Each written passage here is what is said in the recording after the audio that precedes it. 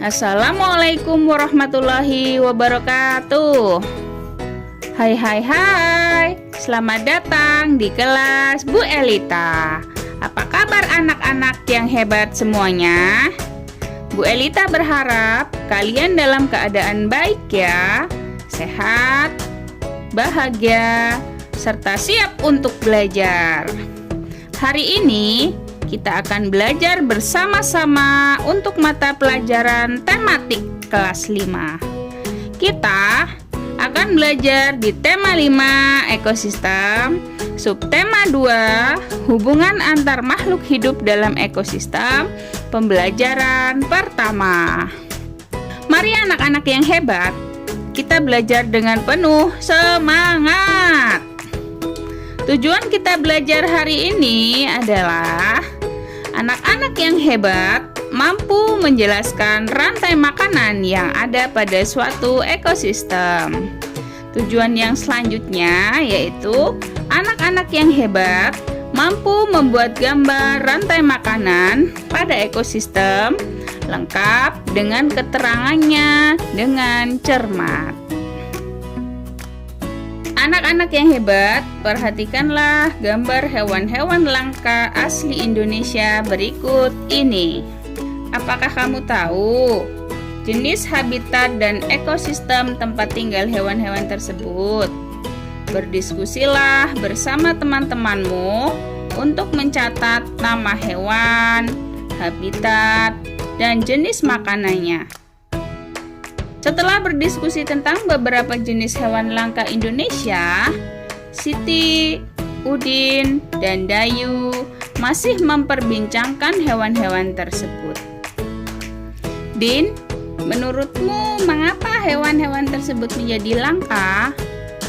Tadi, Bu Guru mengatakan bahwa salah satu penyebabnya adalah berkurangnya ketersediaan makanan bagi mereka. Berkurangnya ketersediaan makanan akan mengganggu rantai makanan yang ada pada ekosistem tersebut. Apabila berlangsung lama dan terus-menerus, populasi salah satu hewan dalam rantai makanan tersebut akan berkurang.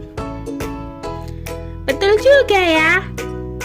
Jika makanan mereka berkurang, populasi mereka pasti juga akan berkurang. Tetapi apa sih yang dimaksud dengan rantai makanan dan ekosistem? Mari kita cari tahu. Rantai makanan. Rantai makanan adalah perjalanan memakan dan dimakan dengan urutan tertentu antar makhluk hidup. Anak-anak yang hebat, perhatikanlah gambar berikut ini. Padi dimakan oleh tikus. Kemudian tikus dimakan oleh ular. Ular dimakan oleh burung elang. Setelah beberapa waktu, burung elang mati. Bangkainya membusuk, diuraikan oleh makhluk hidup pengurai dan bercampur dengan tanah membentuk humus. Humus sangat dibutuhkan oleh tumbuhan, terutama rumput. Begitulah seterusnya, sehingga proses ini berjalan dari waktu ke waktu. Di lautan, yang menjadi produsen adalah fitoplankton. Fitoplankton itu sendiri adalah sekumpulan tumbuhan hijau yang sangat kecil ukurannya dan melayang-layang dalam air. Konsumen satu adalah zooplankton atau disebut juga dengan hewan pemakan fitoplankton. Konsumen tingkat 2 adalah ikan-ikan kecil. Sedangkan konsumen tingkat 3 adalah ikan-ikan sedang. Dan konsumen keempat adalah ikan-ikan besar.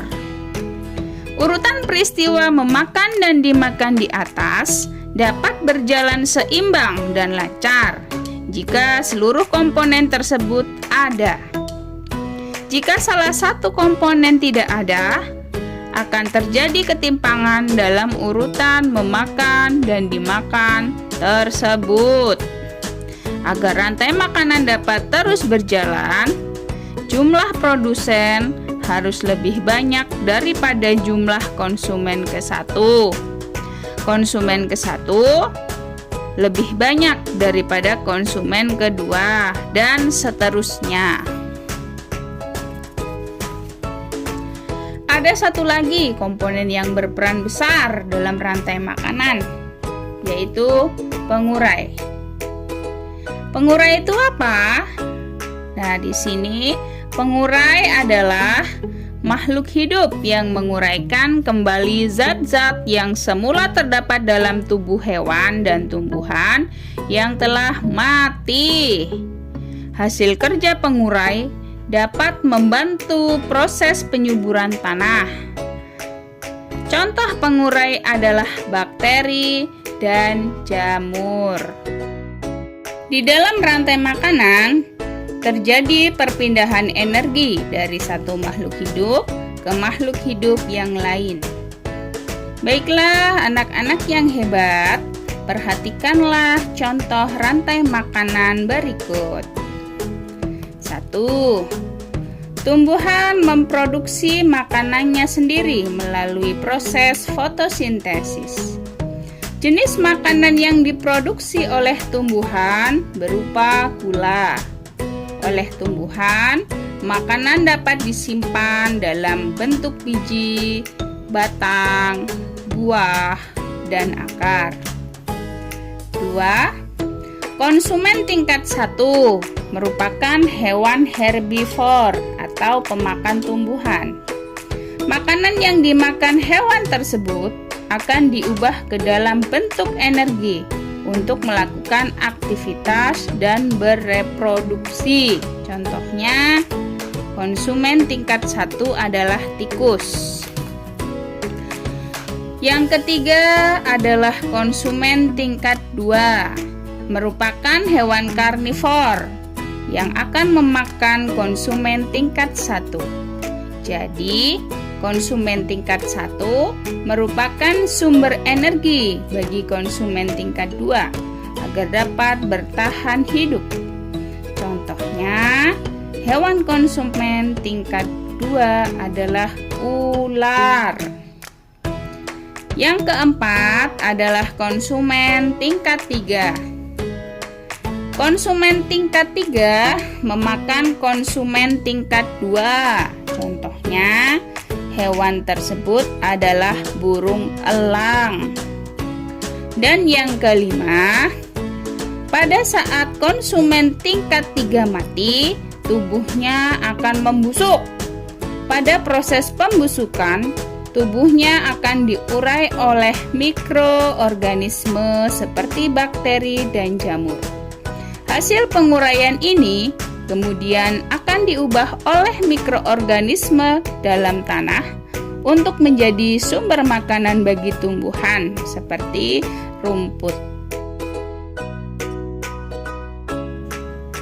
Anak-anak yang hebat, demikian tadi pembelajaran kita di tema 5, subtema 2, pembelajaran yang pertama. Semoga video pembelajaran ini bermanfaat untuk anak-anak yang hebat semuanya. Dan sampai jumpa lagi pada video pembelajaran di kelas Bu Elita berikutnya. Wassalamualaikum warahmatullahi wabarakatuh.